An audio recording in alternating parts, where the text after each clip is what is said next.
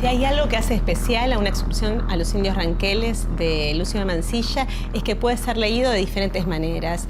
Entre ellas, una que me parece particularmente interesante es leerlo como literatura de viajes. Porque la literatura de viajes permite dar cuenta tanto, digamos, de el viaje histórico que hizo Mansilla cuando fue de Río Cuarto hasta Leucó, la tierra de los ranqueles, como, digamos, leerlo como un relato de aventuras, ¿no? Porque ese viaje que él hizo también fue, además de tener un valor histórico, político importante, también, digamos, fue una gran aventura. De las dos cosas, de la unión de estas dos cosas, sale ese relato de viajes que es Ranqueles, que, bueno, es fascinante hasta el día de hoy, ¿no? Es decir, por esa doble posibilidad de leerlo más testimonialmente o documentalmente, pero también casi como un relato de ficción.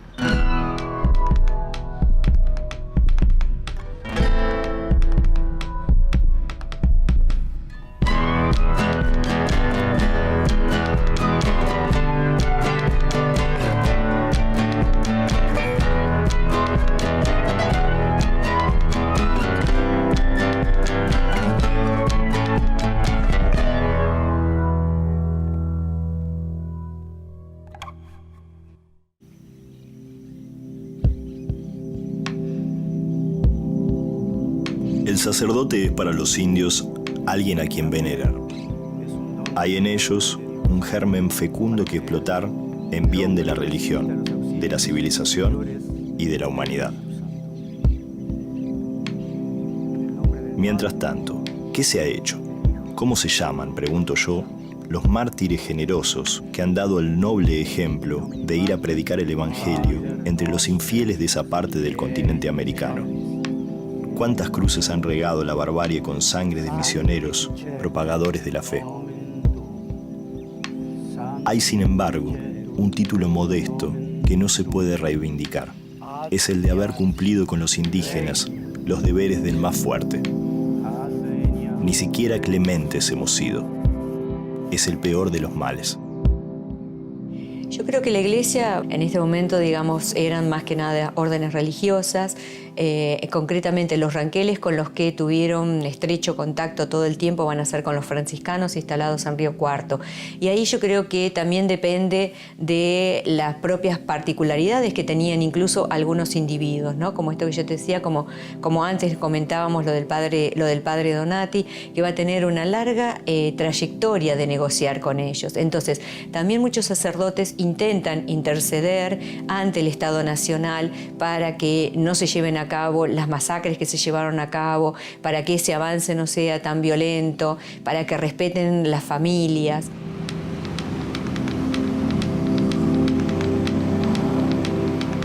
La garantía eran los franciscanos, a quienes ya los ranqueles habían venido observando.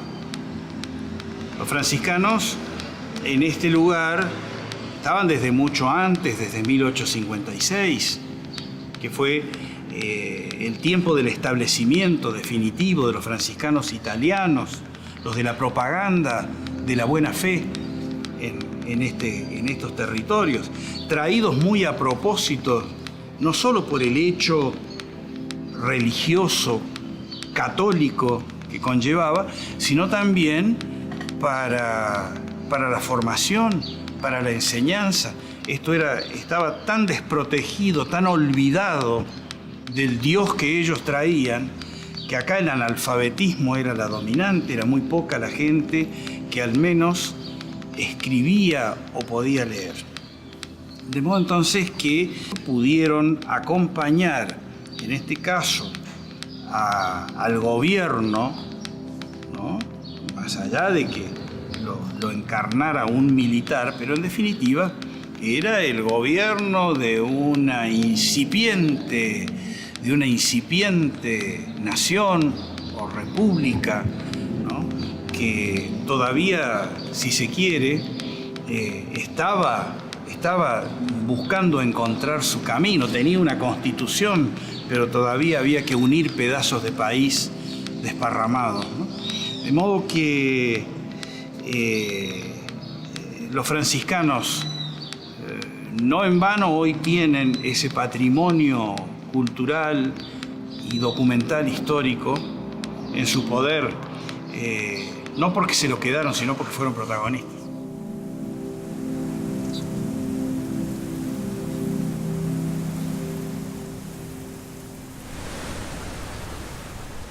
Los franciscanos quisieron dar una misa y sacaron afuera el baúl que contenía los ornamentos sagrados. Yo, después de bañarme en el Jawel y de un ligero desayuno de mate con yerba y café, fui a examinar un sitio donde debía hacerse el altar si el viento calmaba. Reconocíamos que a la inmensa majestad de Dios le cuadraba adorarla bajo las vastas cúpulas azuladas del firmamento.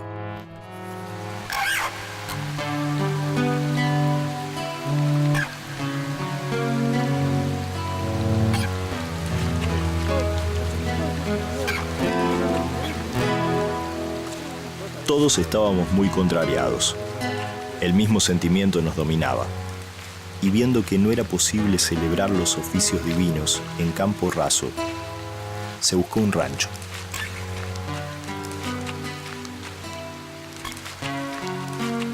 Asearon el toldo lo mejor posible y en un momento los franciscanos improvisaron el altar. Poco a poco fueron llegando hombres y mujeres y ocuparon sus puestos. Los pobres se habían vestido con la mejor ropita que tenían.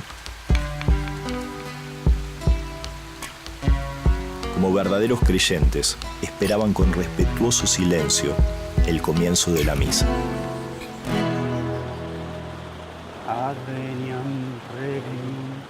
Era la primera vez que en aquellas soledades, entre aquellos bárbaros, resonaban los ecos del humilde confiteor Deo Omnipotenti.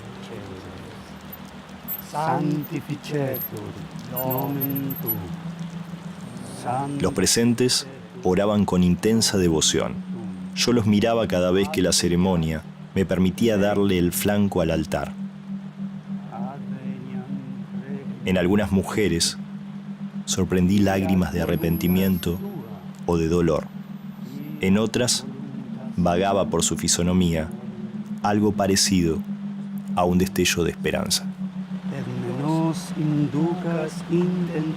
Yo creo que Mansilla se hace acompañar por estos frailes porque él quiere que en la trayectoria, en el camino ese, también haya misa. El padre Donati, por ejemplo, relata en su crónica que lo sorprende la lluvia, que se le cae el altarcito de campaña que tenía, bueno, una serie de cosas porque partieron ya con esa idea de celebrar misa a pedido de Mansilla en este itinerario. En muchos episodios los sacerdotes siempre aparecen como las personas más comprensivas, los que, bueno, la mirada católica es esa cuestión moralizante y siempre pasiva, plausible, de que están siempre predispuestos a todo, aguantan todos los sufrimientos, porque bueno, el viaje resulta decir, él se encarga también de mostrar que el viaje es bastante difícil de afrontar. Es como que bueno, él decidió tomar una empresa que es bastante complicada y en muchos momentos repara en estos dos pobres hombres que son mucho más grandes, que sufren las inclemencias del tiempo, pero que siempre están predispuestos, ¿bien? Que siempre están muy solidarios, que son muy amables con todos. Y bueno, y también la recepción del parte de los aborígenes hacia ellos, cómo los ven como personas mucho más amables, cómo en cierto modo se sienten seducidos también por la iglesia y por la religión, por el catolicismo, que nunca puede abandonarse eso tampoco. La iglesia como institución está claro que sabían dónde estaban posicionados, ¿no? Tampoco hicieron nada por, digamos, detener el desmembramiento de muchas familias que son capturadas, entregadas a la sociedad de beneficencias y que van a ser entregadas en las casas de familia, con distintos, las mujeres, los niños, los hombres para el ejército, bueno, todas las políticas que llevaron a cabo cuando fueron trasladados a la isla Martín García también. Suele decirse que se les impuso a los indios los ranqueles la religión. No es el caso de los ranqueles de La Pampa. Había sumamente respeto y están las cartas muy fuertes donde se ve el sufrimiento del padre Moisés Álvarez, porque sí, el gobierno pretendía que se bautizara masivamente a todos, porque de esa manera se podía decir, en La Pampa ya no hay indios, son todos cristianos. Todos parecían estar íntimamente satisfechos de haberse reconciliado con Dios, elevando su espíritu a Él en presencia de la cruz y del altar.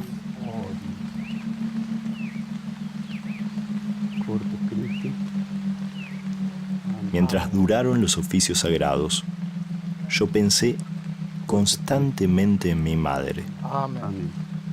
Recordaba los martirios infantiles por los que me había hecho pasar y rogaba a Dios por ella y por todos los que amaba.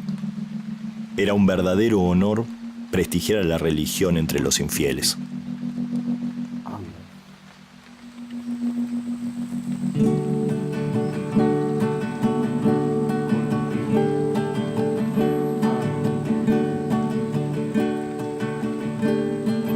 Suenan campanas y hacen que se abran los ojos y vea al día despertar conmigo de nuevo.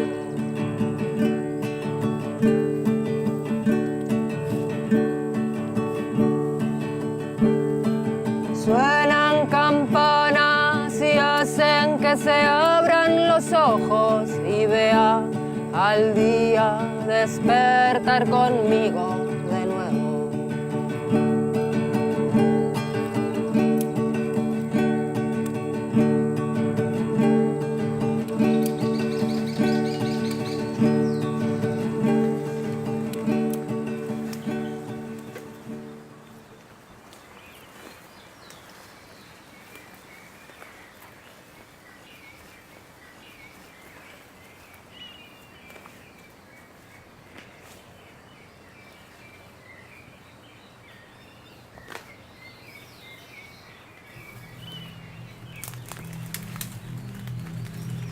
Los indios no se juntan para adorar a Dios.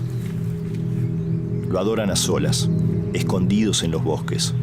Su Dios no es ni el sol, ni la luna, ni las estrellas, ni los seres vivientes.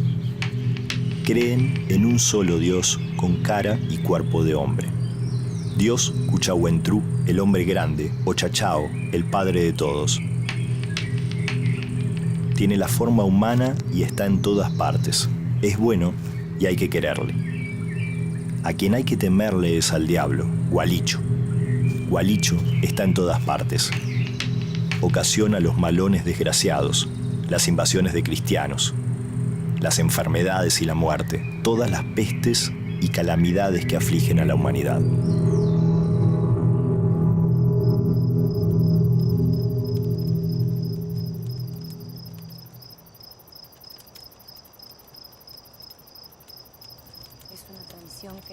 Mi comadre Carmen habla con facilidad el castellano y lo sabía todo sobre las creencias de los indios. Desenterrar un cadáver es muy malo. El alma abandona la carne después de la muerte y va a darle vida a otros cuerpos. Una sepultura es lo más sagrado. Los ranqueles entierran a su familia con el mejor caballo y las prendas de plata más valiosas que tienen. Alrededor de la sepultura le sacrifican caballos, vacas, yeguas, cabras y ovejas, según la riqueza.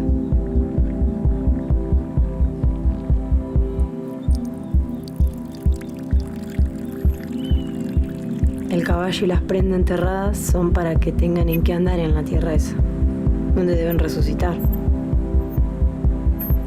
Los demás animales son para que tengan que comer durante el viaje de ida y vuelta. Desde que llegaron los cristianos... Carmen contó que desde que llegaron los cristianos, las tumbas empezaron a profanarse, ya que los hombres buscaban la plata que los indios entierran.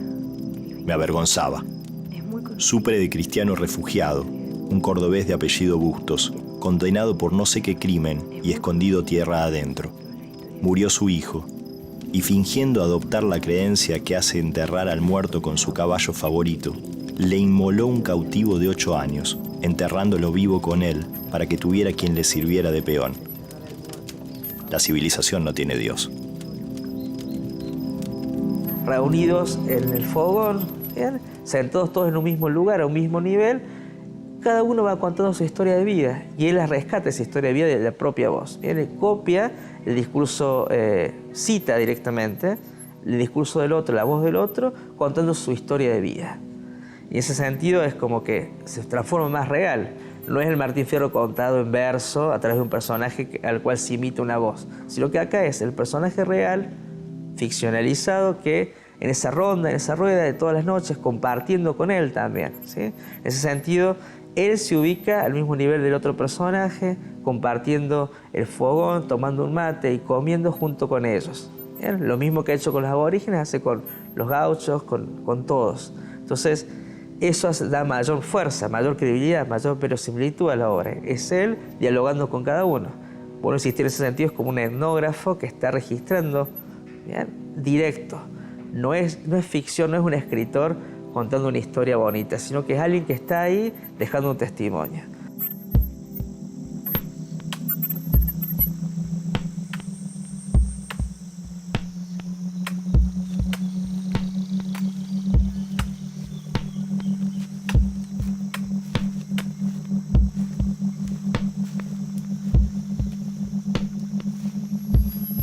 A los pocos días procedimos a bautizar a los infieles. Era preciso aprovechar el día. Teníamos que bautizar una porción de criaturas, hijas de cristianos refugiados y de indios. El padre Donati preparó el altar, frente al mismo rancho en que se había celebrado la misa el día antes.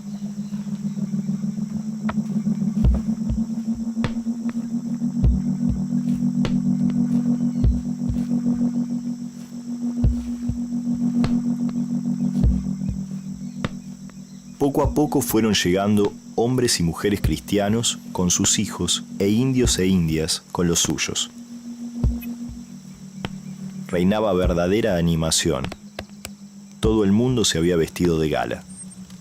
Con cada criatura venían los padres, sus parientes, sus amigos, los padrinos y madrinas. Yo estaba encantado viendo a aquellos infelices honrar instintivamente a Dios.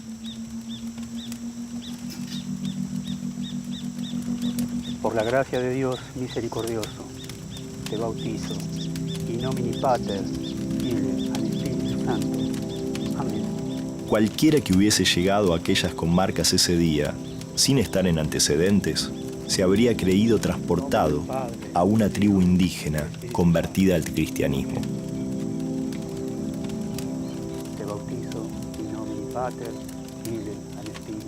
El altar, los sacerdotes revestidos, las caras extrañas, el aire de solemnidad, todo todo les impresionaba. In nomine Pater, Filii, et Spiritus Sancto. Amén.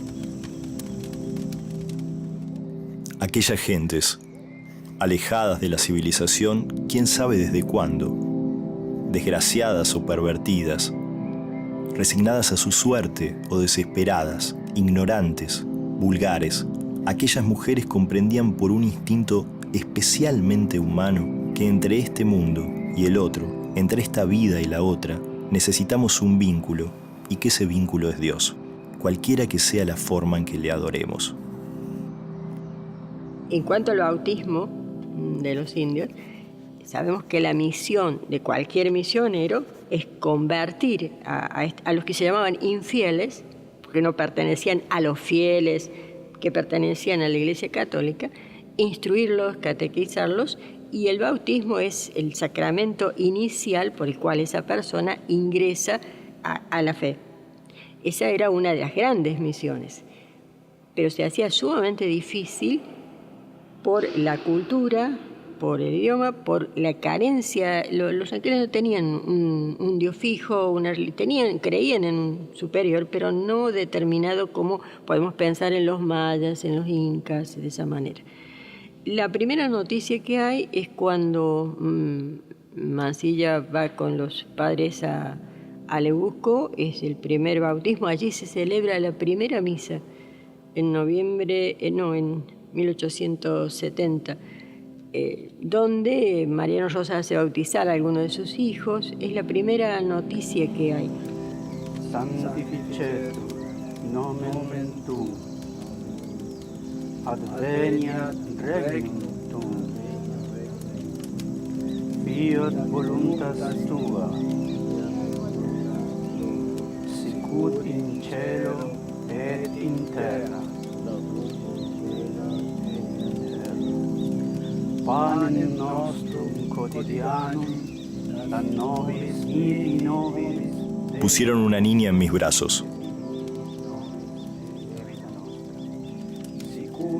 ¿Qué sentimiento dominaba a esas mujeres cuando llorosas o radiantes de jubileo exclamaban, como varias veces las escuché viéndolas abrazar con efusión el fruto de las entrañas: ¿al fin va a ser cristiana?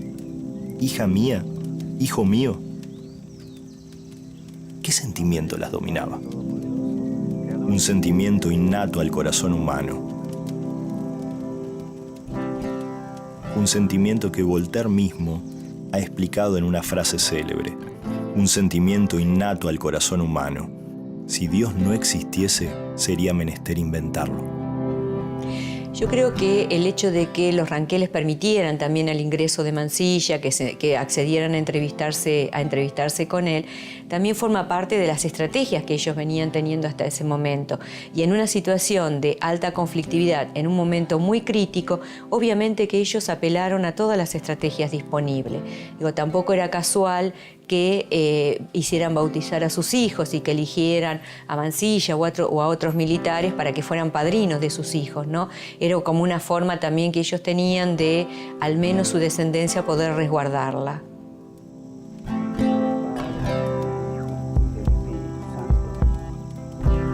Lo sagrado y lo profano se mezclaba y se confundía en mis manos. Había lugares del alma a los que jamás íbamos a llegar.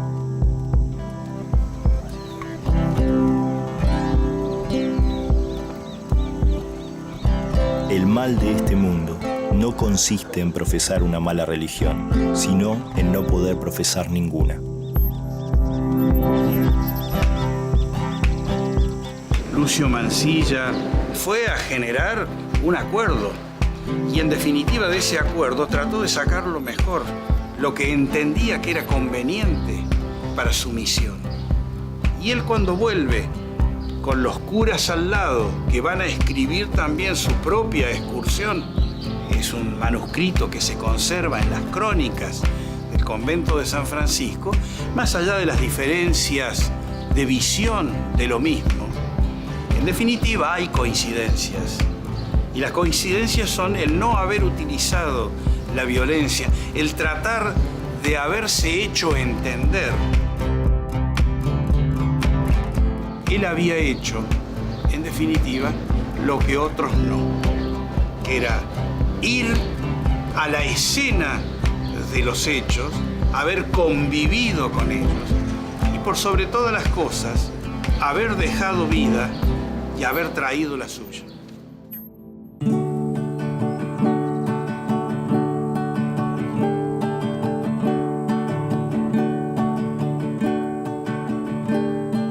Suenan campanas y hacen que se abran los ojos y vea al día despertar conmigo de nuevo.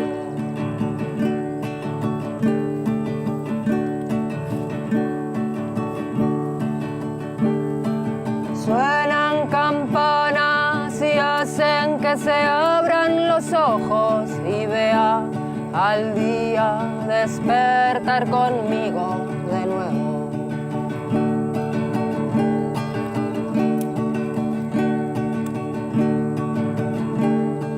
Vámonos de acá, ahora que puedo ver el camino y el río.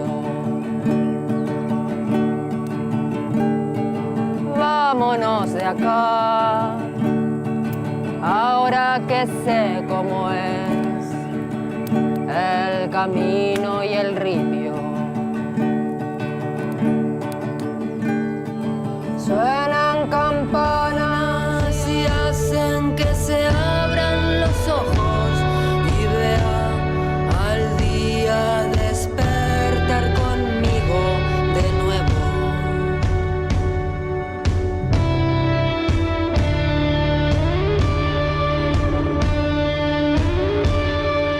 Suenan campanas y hacen que se abran los ojos y vea al día despertar conmigo de nuevo.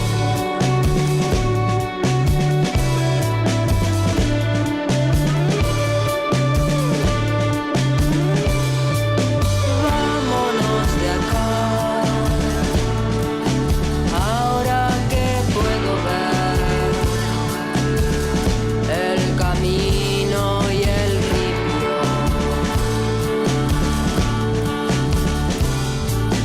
Vámonos de acá, ahora que sé cómo es el camino y el río.